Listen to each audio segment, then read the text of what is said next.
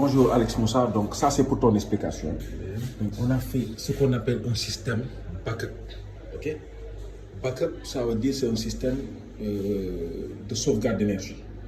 N'est-ce pas? En cas de coupure, eh ben, il y a la batterie qui fournit à l'onduleur et qui fournit à tes appareils. Ok? Dans ce cas-ci, ce backup est appliqué à un système télécom. En télécom, l'essentiel de nos devices, de nos appareils, ce sont des appareils en courant continu.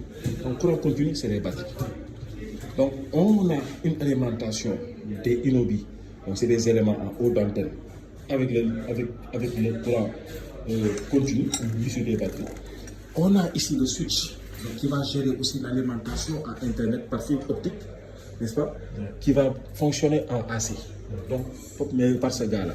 Donc, même si le réseau ou le groupe électrogène n'était pas disponible, au moins l'antenne est fournie en DC, mais courant direct, et le switch est fourni en courant AC grâce au système backup. Ok? Voilà. Donc ici nous avons tous ces éléments. L'unité de stockage composée des batteries, l'unité de conditionnement donc, qui transforme le courant continu en courant AC ou qui charge des batteries avec l'onduleur Victron. Okay? Donc c'est un onduleur chargé parce qu'il prend le réseau. Il ondule le courant DC en AC, en même temps il peut charger. Okay? Ici nous avons tout ce qui est des protections. Donc, ici on a pour l'entrée du groupe ou du réseau, donc on est en banque, donc on bénéficie des deux réseaux, donc le réseau national avec pour le groupe électrogène en fonction de la disponibilité. Ici on a, donc ça vient ici en input, là tu vois, donc on a les entrées et les sorties de l'onduleur. Donc ça vient directement en input pour protection et switch de coupure. On a aussi le différentiel là qui vient en output. Donc c'est la sortie qui alimente le switch ici. En même temps aussi, on le prend parce qu'il nous aide à protéger cet appareil-là contre les courts-circuits. Donc, c'est une protection différencielle. Parce que le court-circuit est dangereux pour les. Donc, ici en input, c'était le premier disjoncteur dont on a parlé. Il est accompagné d'un parafoot. Ce parafoot-là, c'est un parafoot de classe 1, je crois, okay, mais qui est de type AC. Ici, nous avons le différentiel, on en a parlé, sa fonction, donc sortie. Ici, on a les deux Inobi, donc c'est à haut d'antenne. Okay? Donc, ce sont les éléments de l'antenne en front. Donc, ils sont tous aussi gérés par ces disjoncteurs. Chacun aussi a son parafoudre correspondant. Donc, au cas où il y aurait des surtensions ou des points de défaut, que ça puisse aller directement à la terre. Okay? Donc, il y a la terre principale qui est en train d'arriver, après ce sera joint ici. Okay? Voilà. Donc ici nous avons cette prise-là, qui gère, mais qui sort directement de la sortie de l'onduleur, qui passe par là pour venir ici. Donc c'est une prise protégée. Okay? Donc le switch qui sera là sera connecté ici. Voilà. Donc, grosso modo, voici un peu le système. Donc là, on a des fusibles de protection, okay, au cas où il y a des surcourants. Okay, donc il est arrivé à 125 contacts, il va couper. Là aussi, on a ce qu'on appelle le mégapuce. Donc c'est le fusible de protection de l'onduleur. Donc grosso modo, voici le système, tu vois. Voilà. Très très basique, très voilà, simple. Donc qui est la base de tout. Maintenant, à travers ça aussi, on pourrait ajouter des régulateurs de charge solaire à connecter aux batteries pour avoir un système solaire, etc. Donc c'est ça la base d'un système d'énergie, voilà, qu'on peut étendre à du solaire, à d'autres fonctions. Ok? C'est bon? Tu as compris? Mais tu as quelle question? Ma question. Quel est le rôle de cette barre? Ok, ça c'est la barre de terre. Donc tout système doit être protégé par une mise à la terre. La mise à la terre, c'est pourquoi? C'est que ça dit tout courant, quelle que soit sa nature, son objectif est d'aller à la terre. Ok? Donc on le met pour protéger les éléments du système contre les surtensions atmosphériques comme la foudre, les lightning, ok? Ou par exemple s'il y a des surtensions de NAREC qui passent par les lignes aériennes. Donc dès qu'il y a ce courant de défaut là, donc souvent c'est c'est de très fortes tensions instantanées, mais qui peuvent détruire beaucoup de choses. Au lieu que ça est dans les systèmes, c'est pris en charge par les parafoudres. Et ces parafoudres sont connectés ici. Okay.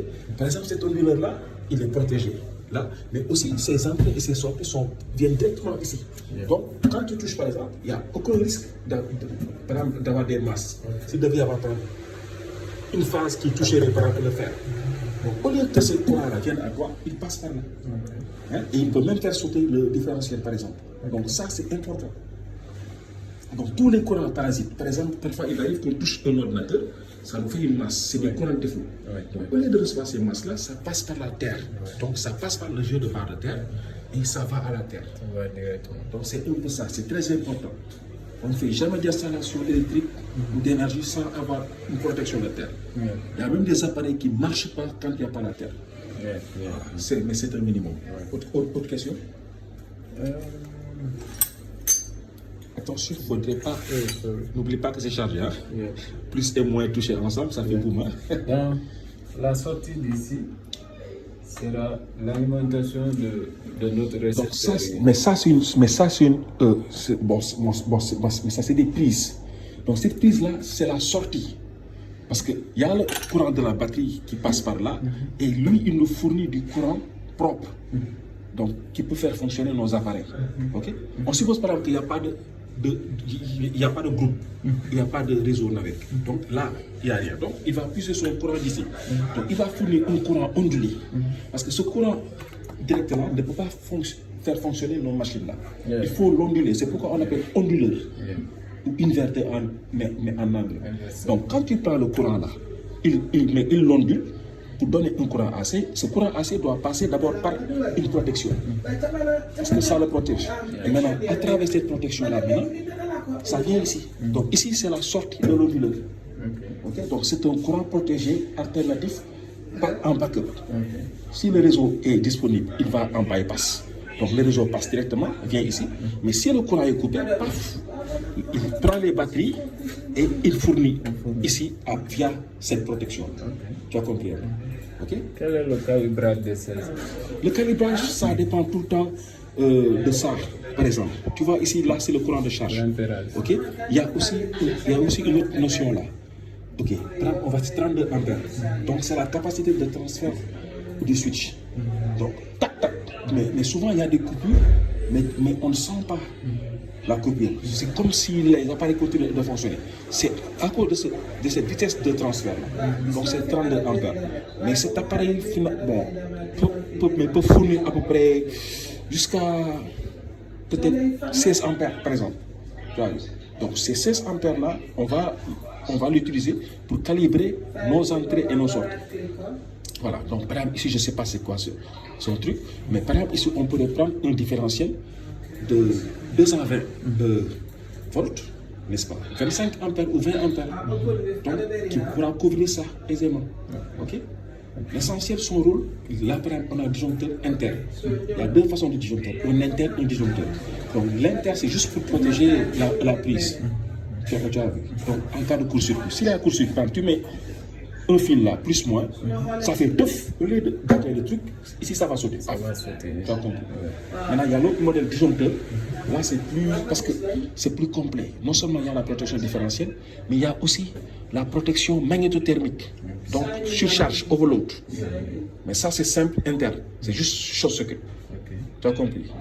Autre chose? Quand elles sont choisies, c'est là? Non, ça comme je dis, sa fonction c'est d'onduler. Quand elles sont choisies, c'est en fonction de la tension. Non, de la ligne ou... Non, bien sûr. Voilà, c'est pour alimenter ces appareils-là. Par exemple, quand tu prends cet ordinateur-là, tu veux le faire fonctionner, tu viens directement à la prise et tu branches. Ok? Là, c'est le réseau NAVEC qui te donne. Maintenant, si tu veux un système que toi tu construis toi-même, parce que tu regardes au village. Au village, il n'y a pas peut-être de courant, il n'y a rien. Deux systèmes composés, quoi. Non. Au village, par exemple, il n'y a rien. Si tu veux avoir un courant alternatif pour alimenter ta maison, tu peux mettre des panneaux solaires, tu peux mettre des batteries, mais là, il te faut ça. Un onduleur. Un onduleur, comme on dit, on ondule le courant continu. Transformer le continu en alternatif. Le continu, il est continu, mais eux, ils fonctionnent en onduleur, en wave. Donc lui, il met les waves pour pouvoir alimenter ça. C'est ça, ça fonctionne. Maintenant, il peut être chargeur aussi. On l'appelle inverteur onduleur chargeur. Ok, donc il ondule, mais il peut charger aussi. Maintenant, sa tension, ça dépend. Soit on a un système monophasé ou un système triphasé. Là, on a un système monophasé, donc on utilise du 220. Si c'était aux États-Unis, on aurait utilisé du 120. Ok? Si c'est du triphasé, 380, on met 3, 1, 2, 3. Donc chaque phase sort, on a 380. Non, on a 380 volts. Mais là, on est en monophasé, donc c'est un seul onduleur, 220. Voilà. Maintenant, ça, après, tu auras le temps de bouquiner sur Google, tout ça, ou sur le site de Victron pour pouvoir mieux comprendre le fonctionnement et autres. Tu as compris? Oui, question? C'est bon? Voilà. Donc, Moussa a dit qu'il est satisfait, donc voilà son reportage. Je pense que ce sera très bénéfique pour lui, et puis voilà.